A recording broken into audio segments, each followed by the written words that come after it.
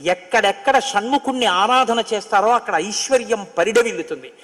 పక్కన ఉన్నటువంటి తమిళ దేశం, ద్రవిడ దేశంలో అంత ఐశ్వర్యం వచ్చింది, అన్ని పరిశ్రమలు వచ్చాయంటే కారణం ఏమిటో తెలుసా అండి? సుబ్రహ్మణ్యారాధన. వాళ్ళు విపరీతమైన సుబ్రహ్మణ్యారాధన చేస్తారు.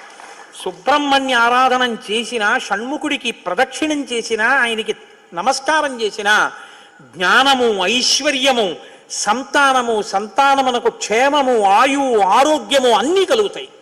అంత శక్తివంతమైనటువంటి సర్గ ఈ షణ్ముఖోత్పత్తి సర్గ.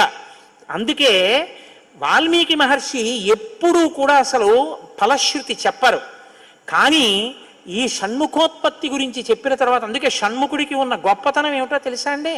ఆయనకి ఒక గొప్ప విజయాన్ని సాధించాడు షణ్ముఖుడు ఒక్కడే.